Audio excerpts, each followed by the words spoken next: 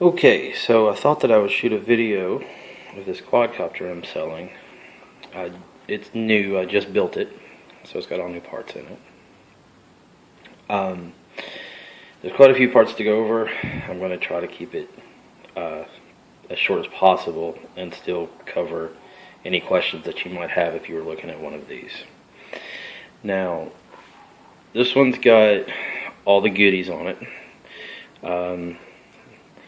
Emax motors, swinging 10-inch carbon fiber props. These are super stiff, and you don't really have to worry about them just breaking in flight like some of the plastic ones. Also, there's a GoPro. It's a GoPro Hero 3, and it's on a gimbal. So if I move, I'm going to try to do this because I'm holding the camera with one hand. So if I move it, it stays level when you're flying. That way you don't have that issue where when you turn, your image shifts side to side.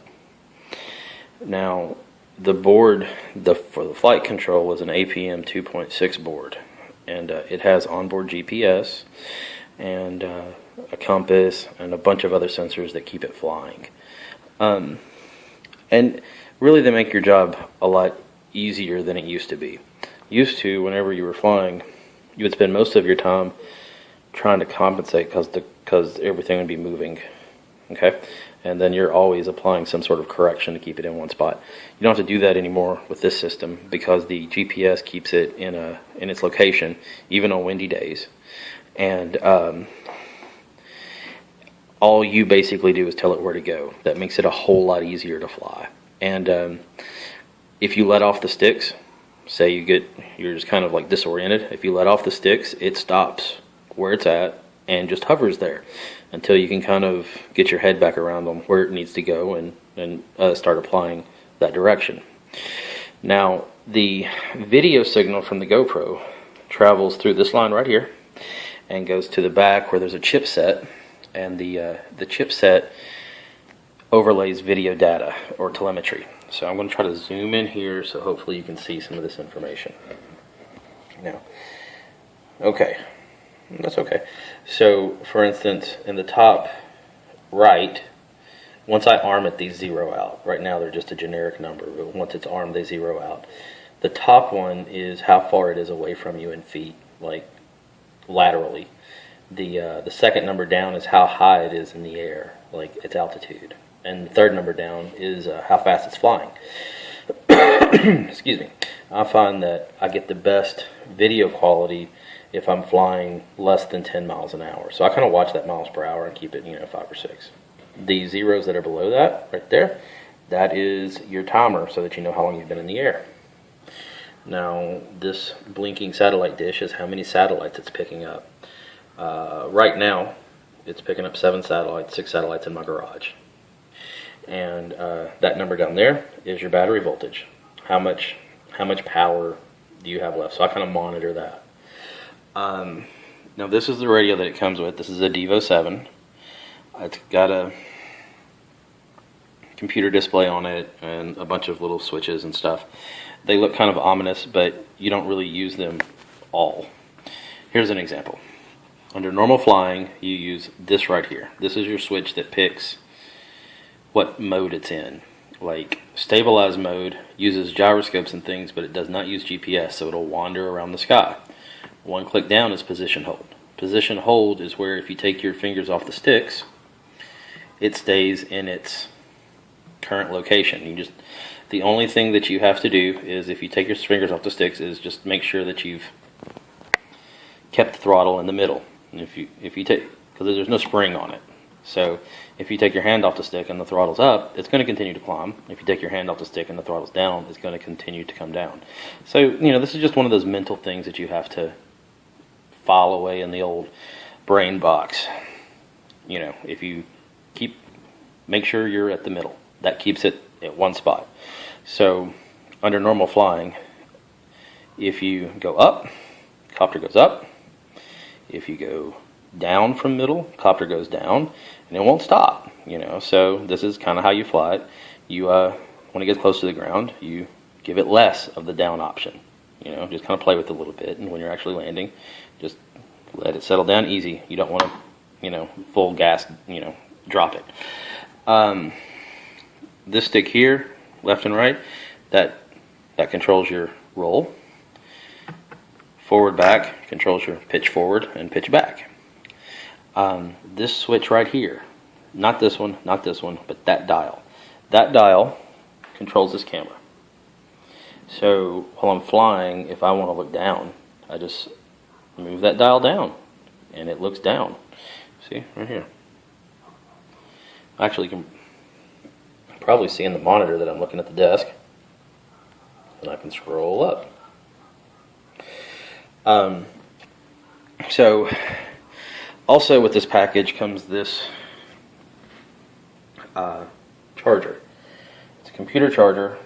It tells you on the upper left what kind of battery it is. That's a LiPo 3S. The next set of digits over is how fast it's charging. Right now it's charging at 0.3 amps because the battery's almost charged. It's reading 12.6 volts. 12.6 is a full charge. And it's been charging for 84 minutes. And it's put 4,500 milliamps in. So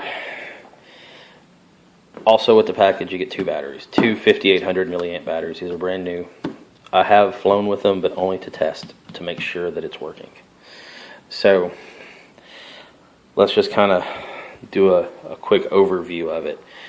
Quadcopters by their nature are a little complicated, especially when you're shopping for them on eBay, because here's one of the tricks they do. They show you a picture like this. Quadcopter looks great. It's got a gimbal, it's got a GoPro. Maybe even in the picture there's a radio with a monitor on it. And then you're reading the fine print, and the camera and gimbal's not included. The monitor's not included. So what you think you're getting versus what you get is two different things. I think that's kind of unfair. So all of my packages include everything you need. It makes it a whole lot easier. You've got a nice video platform. Everybody trusts the GoPro 3. They're great cameras. The gimbal keeps it stabilized. The telemetry kit gives you a lot of useful information, like how high you are, how far away you are. If you look, you can see an arrow. When that arrow is pointing straight up and down, that means you're coming home. That is super important. Also, that line across the middle that you're looking at, that is an artificial horizon so that you can keep track. You can tell right now I'm tilting this back and forth, and if you watch on the horizon, give it a second. Of course, when I want it to do it, it's going to show the, there it is. If you watch on the horizon, it transmits, it's up, down, it's, see? So you can keep track of what the copter's doing, even though the video is stable because of the gimbal. Now, let's see. Also, what I was wanting to show you is, this is how you start it up. This battery is plugged in. The camera is on. The radio is on. And there's a switch in the back to turn the monitor on. I want to show you, before I go any farther, this monitor has a built-in battery. These are so hard to find. Generally, when people have a monitor attached to their radio system, the monitor has a battery and a receiver that's like Velcro to the back, but that looks kind of unsightly and there's a lot of wires to keep up with. This is an all-in-one package, and it works great. It's got the built-in 5.8 gigahertz monitor and a built-in battery. It literally charges with a cell phone charger. You just plug your cell phone charger in the back. It lights up red while it's charging. When it's done, I think it either goes off or goes green. So, I've got these things on. Monitor, radio, quadcopter's plugged in, GoPro on. The way that you start it up to fly it is you make sure this switch is all the way up. That's what they call stabilize mode. Then you hold this down and to the right for a couple of seconds. Once it's armed, the motors will start spinning. Now, if I don't do anything, if I just leave it alone, After so many seconds, they'll stop spinning, and there you go. So basically, that's a safety feature, so that if you don't do anything, it turns itself off, and that's a great safety feature. There's two other safety features that you've got. One is a safety feature, so if you fly too far away, if you're not paying attention and you just fly too far away and your radio loses signal, then the quadcopter will stop what it's doing and it'll come back home and land itself. Okay? Another safety feature is the battery. In the old days, you had to time yourself and fly a certain amount of minutes before you landed, because if your battery died, it would fall out of the sky. Well, inside the programming, I've put in there so that if the battery gets below 10.6 volts for 10 seconds, the quadcopter will initiate a return to launch. It'll stop what it's doing. If it's under 82 feet, it will rise up to 82 feet. If it's above 82 feet, it'll come in at its present altitude, and then it will come down and land itself. Now, if you took off from flat concrete, it lands itself no problem. I don't suggest taking off from grass and having it land itself because these legs can get caught in the grass. So try to take off from something flat. That's going to yield your best results. Now, as a third failsafe, it comes with a battery monitor. The battery monitor monitors the battery voltage, and if your battery voltage gets below 10.6 volts, then it will start beeping at you. So if the quadcopter initiates a return to launch because it has a low battery and it's coming back home, then it's still got a few minutes of flight time to give it the time to get back home and land. Okay? But if you were really far away when it initiated a return to launch, which I don't suggest that you do, I suggest you start coming back home in around 10 minutes. But if you were really far away when it initiated a return to launch, then this battery beeper could start going off. And that is the last reserve you've got. If the battery beeper is going off, then you have basically 1 minute to land. Wherever it's at, if it hadn't gotten to you yet, just land it. And the way you do that, if it's on a return to launch, the way you take back control is you flip this switch up and then back down. Up, down. Now you've taken back control of it, and you can just land it wherever it's at. Make sure it's not going to land in a tree.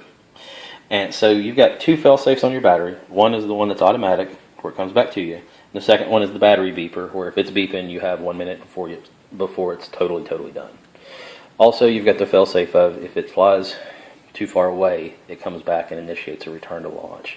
And the return to launch is very handy because these are expensive and they're an investment, but it gives you some peace of mind and it keeps you from having to think too much about it. You can kind of concentrate on flying, let it do its thing. There is some common sense stuff that you want to do. For instance, you don't really want to fly under trees. Okay, if you flew under a tree and a return to launch was initiated, it would fly straight up and it could hit the tree. So that's just common sense. Stay away from trees. All right. Also, when you go out to fly, look around. If there's a lot of trees around you, don't fly behind them if they're over 80 feet tall, because it's going to come up to 80 feet and come back home if it does a return to launch. But that's just common sense. That's just a what this is designed for is to be able to make very good video from the air that's stable. Very good, stable, good quality video from the air. It's really made for guys that want to do some real estate or something like that, video. Or, I don't know, every time I talk to somebody, they've got another option that they want to run with it. Also, it has a 400 milliwatt transmitter for your video. That's going to give you a better range. Most people only have a 200 milliwatt, and some of these things that you find out there only has a 100 milliwatt. So that'll get you farther out with still being able to see video. There's your video feed right there. Not much to look at other than my garage wall.